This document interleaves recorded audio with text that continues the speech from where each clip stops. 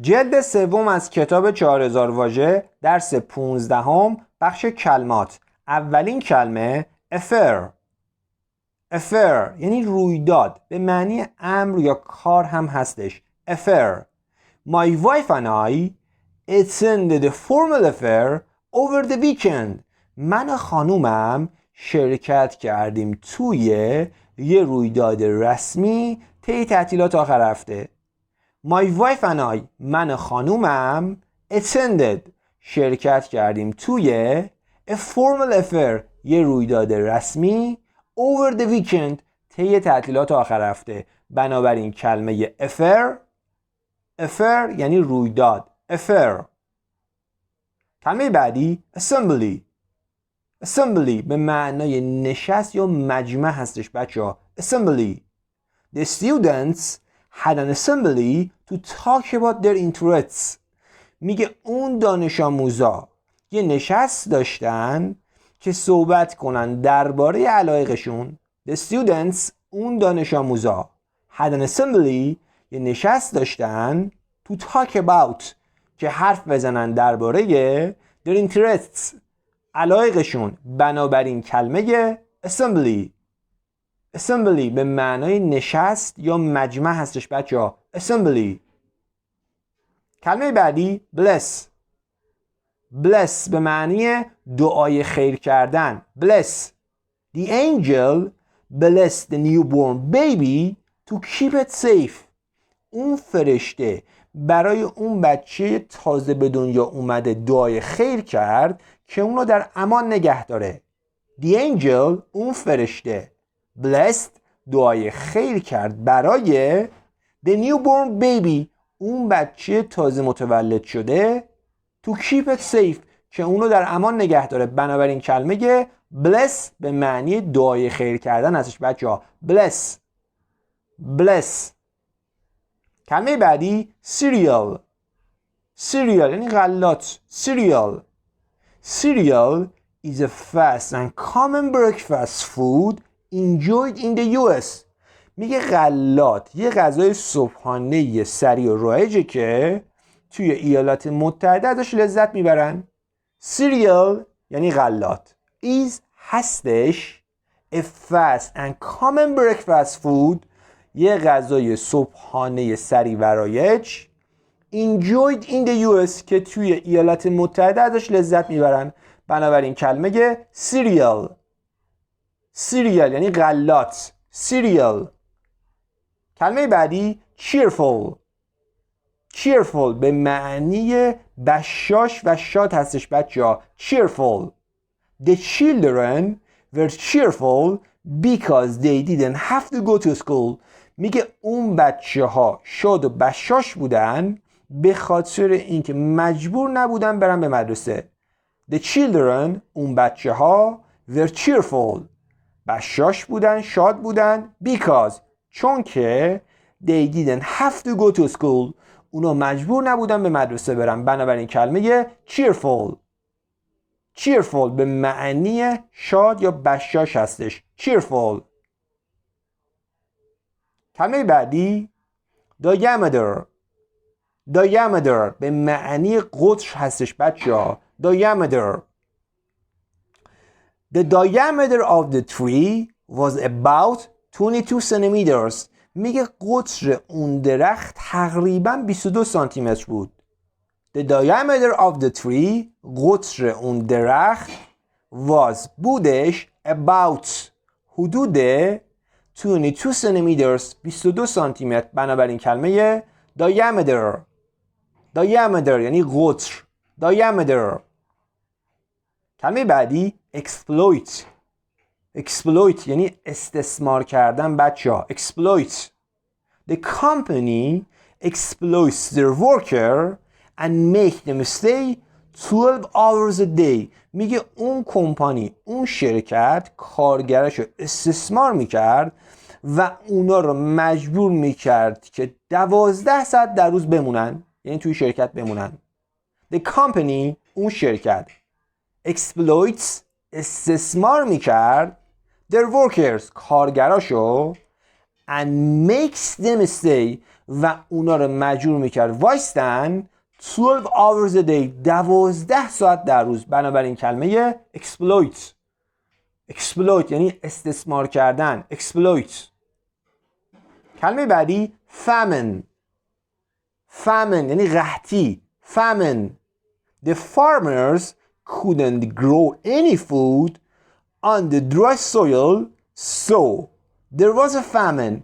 میگه اون کشاورزا نمیتونستن هیچ غذایی توی اون زمین خشک پرورش بدن، بنابراین قحطی رخ داد.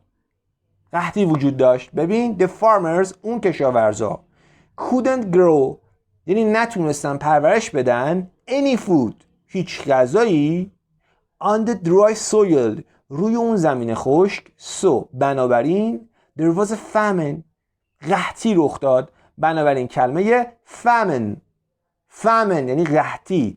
famine. کلمه بعدی harvest یعنی برداشت محصول. harvest. They had a lot of wheat from the last harvest یعنی اونا یه عالمه گندم داشتن از برداشت قبلی. They had اونا داشتن a lot of wheat یه عالمه گندم from the last harvest از برداشت قبلی. بنابراین کلمه harvest به معنی برداشت محصول هستش بچه ها. harvest.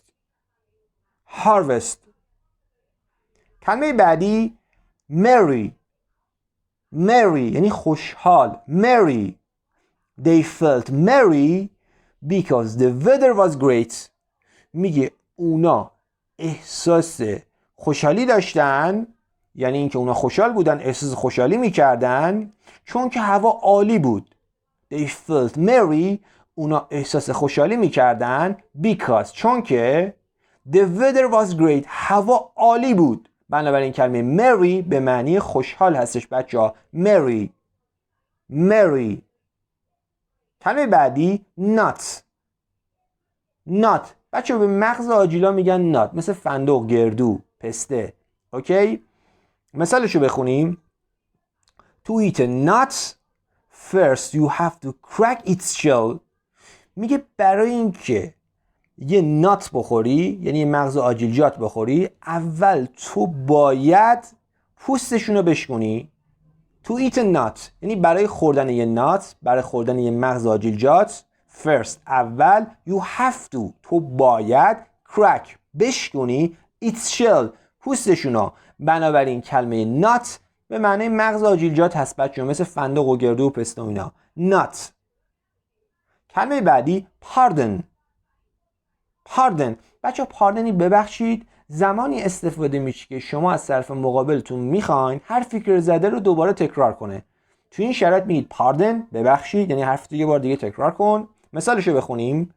Pardon me teacher but could you repeat what you just said. میگه ببخشید معلم ولی میشه چیزی رو که همین الان گفتی رو تکرار کنی. Pardon me teacher ببخشید معلم but ولی could you repeat میشه تکرار کنی what you just said چیزی که همین الان گفتی. کلمه pardon یعنی ببخشید. pardon. کلمه بعدی pharaoh یعنی فرعون بچه ها. pharaoh. The pharaohs ruled Egypt for thousands of years یعنی فرعون ها حکمرانی کردن بر مصر برای هزاران سال. The pharaohs یعنی فرعون ها ruled یعنی حکمرانی کردن بر Egypt مصر for برای dozens of years هزاران سال. بنابراین کلمه pharaoh یعنی فرعون. pharaoh. کلمه بعدی ripe یعنی رسیده بچه ها. ripe رسیده. The cherries were nice and ripe میگه اون گیلاسا خوب و رسیده بود. The cherries اون گیلاسا were nice and ripe یعنی خوب و رسیده بود. بنابراین کلمه ripe یعنی رسیده. ripe. کلمه بعدی roast به معنی برشته کردن، کباب کردن. roast. Mom roasted the turkey for the holiday dinner. یعنی این که مامان برای شام روز تعطیل یه بوقلمون رو برشته کرد. مامان roasted برشته کرد a turkey یه بوقلمون رو for the holiday dinner برای holiday dinner یعنی شام روز تعطیل. بنابراین کلمه roast به معنی برشته کردن یا کباب کردن هستش بچه‌ها. roast. کلمه بعدی روتین. بچه‌ها روتین همون روتینه دیگه، یعنی کار همیشگی، روال عادی. My father's daily routine includes shaving right before breakfast.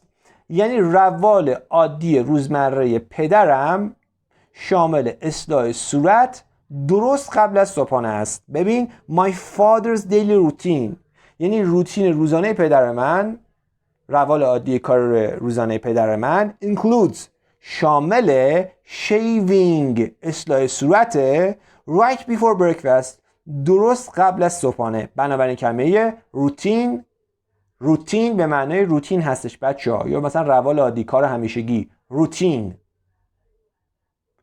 کلمه بعدی scheme یعنی طرح. scheme. Mickey and Minnie came up with a scheme to solve the problem. میگه میکی و مینی یه طرحی پیدا کردن که اون مشکل رو حل کنن. میکی و مینی یعنی میکی و مینی came up with a scheme. بچه ها came up with یعنی پیدا کردن، اوکی؟ که گذشته come up with هستش. came up with a scheme یه طرحی پیدا کردن to solve the problem که اون مشکل رو حل کنن. بنابراین کلمه scheme به معنی طرح هستش بچه ها. scheme. کلمه بعدی slim یعنی باریک. باریک. Look at my new cell phone. It's very slim. میگه به اون موبایل جدید من نگاه کن، یا به موبایل جدید من نگاه کن، خیلی باریکه. Look at my new cell phone. به موبایل جدید من نگاه کن. It's very slim. خیلی باریکه. بنابراین کلمه slim یعنی باریک. slim. کلمه بعدی stove یعنی اجاق بچه ها. اجاق. Our new stove help us to cook food much faster than before. یعنی اجاق جدید ما کمک میکنه غذا رو خیلی سریعتر از قبل بپزیم. Our new stove اجاق جدید ما help us به ما کمک میکنه to cook food که غذا بپزیم much faster than before خیلی سریعتر از قبل. بنابراین کلمه stove به معنی اجاق هستش بچه ها. stove. آخرین کلمه هم theft به معنی دزدی هستش بچه ها. دزدی. The theft of his TV took place when he was at work. میگه دزدی تلویزیون اون آقا وقتی رخ داد که سر کار بود. The theft of his TV دزدی تلویزیون اون آقا took place رخ داد when وقتی که he was at work اون سر کار بود. بنابراین کلمه theft به معنی دزدی هستش. اوکی بچه ها، این پایان کلمات بود. امیدوارم که دوستش داشته باشید. اگه دوست داشتید ما رو لایک بکنید، کامنت هم بذارید و اگه تا الان عضو کانال ما نشدید عضو کانال ما بشید و ما رو سابسکرایب هم بکنید. مرسی از شما که تا این لحظه با ما بودید. ممنون ازتون. روزتون بخیر. خدا نگهدار.